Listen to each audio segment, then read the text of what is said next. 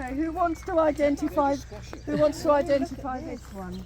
At a bee walk, we're over a number of years, we can analyse data, that we can look at all the different variables of climate change, biodiversity loss. It will help us to put the right habitat down in the right place for our native bees to thrive. But you see the difference in the amount of red on the tail there. People forget how important our wild bees are, forget how important bumblebees and solitary bees are to our very existence. You know, they're great pollinators, they're the best pollinators. Honeybees are good pollinators, but they're not responsible for all of the food production in this country. Even the way our garden looks is down to bees and pollination. The way our countryside looks is down to pollination. It's such an important ecosystem service. So this is one of our most common bumblebees. This is the common carder bee, and it's one of the ones that stays out right through the season. Got a ginger thorax and a ginger abdomen. It's one of our wild bees. It's one of our 24 species.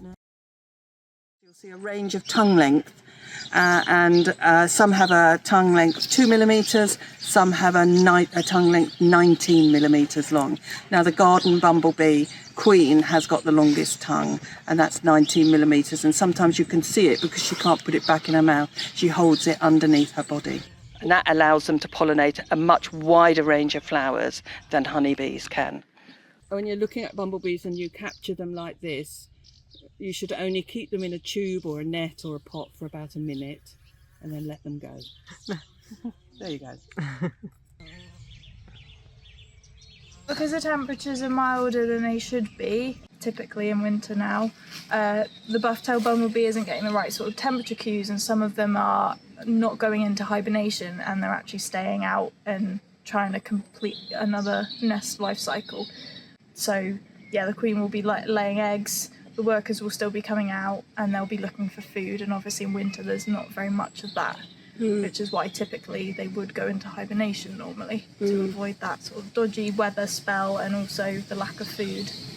So whilst it's getting warmer, we need to keep the food. Yeah, so having winter flowering things in our garden and early spring flowering things as well, like native bulbs, crocuses are really great, primroses, cowslips, and then like the wintering shrubs, like I mentioned as well, winter jasmine and things like that are really great to have, just so there's a little bit of food for them to help them through.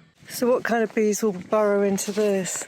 Mining bees, and there's hundreds of different types of mining bees, so they'll use them, and they're types of solitary bees, so they don't have a nest or anything. What they'll do is they'll make a little hole into the ground, they'll lay their eggs, provide them with a little bit of pollen and nectar, and then just leave them to it, and then they'll come out and emerge the following spring. Yeah.